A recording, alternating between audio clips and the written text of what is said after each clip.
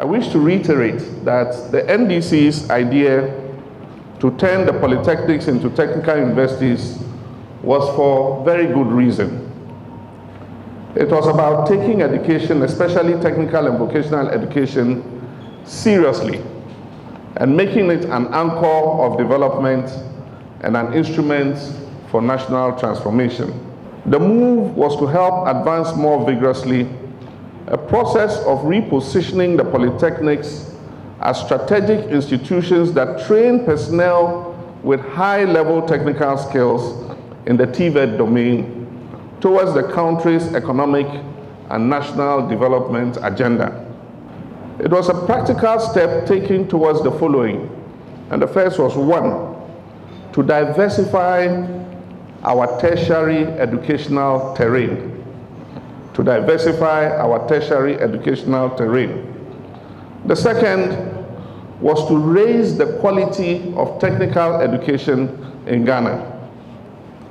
The third was creating clear pathways for skills development and growth.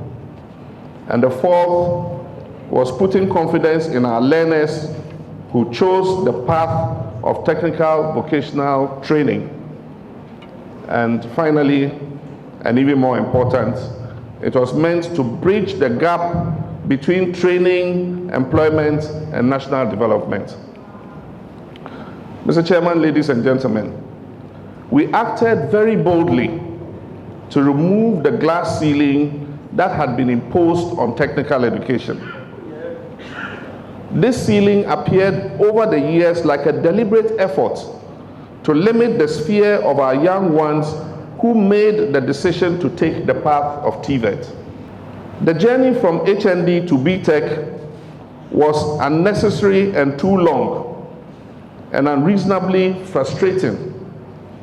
You know this better than I do, what it was like to struggle to gain admission into the few higher educational institutions which offered the HND holders the opportunity for a top-up to upgrade their qualifications into a degree.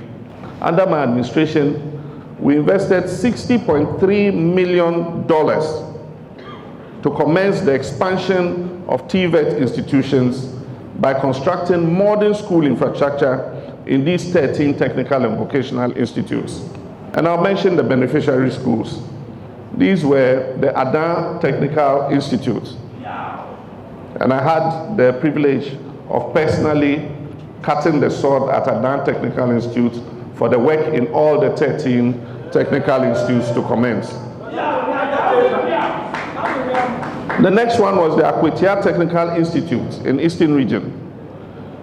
Then the Amankwa Krom Technical Institute, the Aswansi Technical Institute, the Bolga Technical Institute, the Kwando Technical Institute, Nkranza Technical Institute, Dabokpa Technical Institute.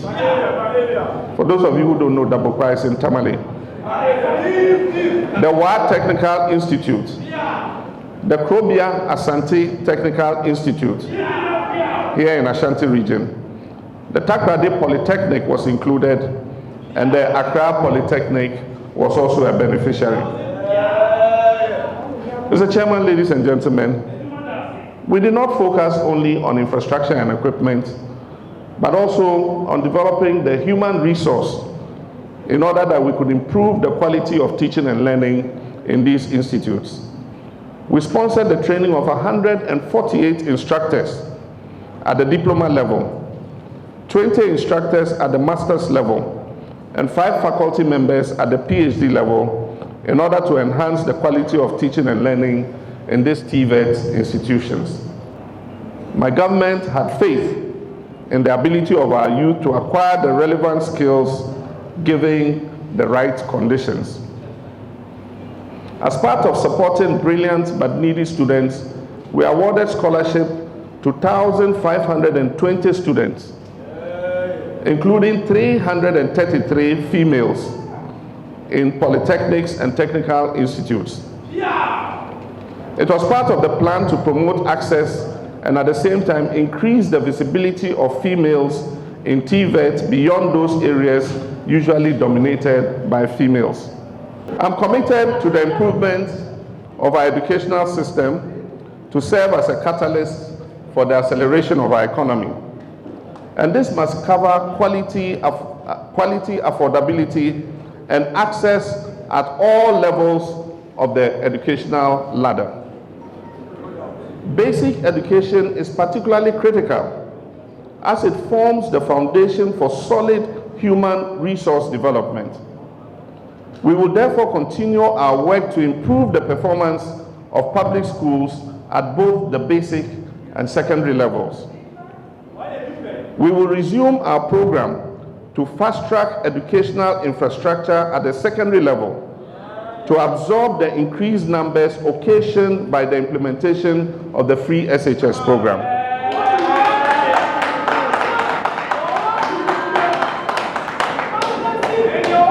We will complete all the remaining 200 community day senior high schools we began.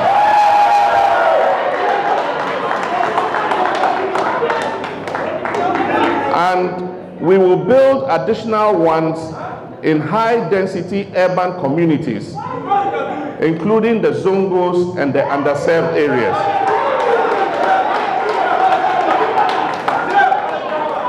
Mr. Chairman, ladies and gentlemen, I believe that this will bring secondary education to the doorsteps of our people.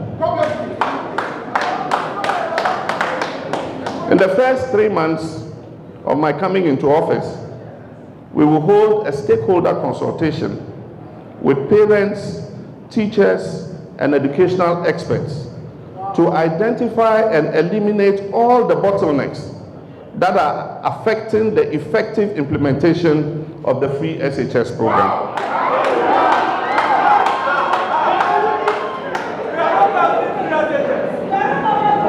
Ladies and gentlemen, free SHS is here to stay.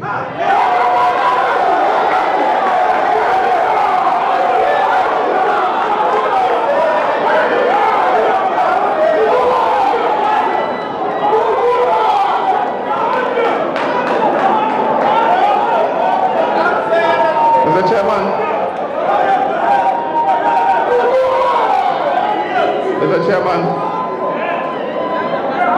free SHS is here to stay.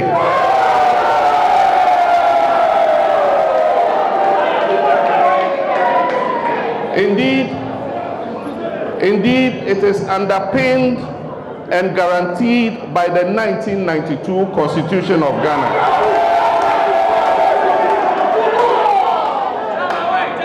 And it cannot be reversed by any government.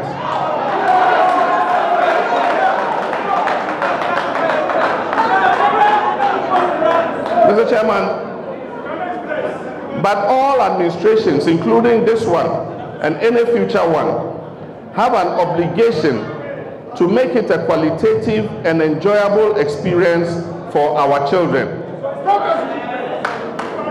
And I'm determined to make secondary education a beneficial learning experience more than the current miserable conditions our children have to face.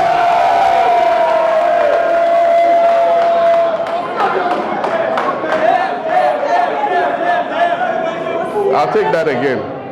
I'm determined to make secondary education a beneficial learning experience more than the current miserable conditions our children are having to face under the Nana Akufo-Addo administration.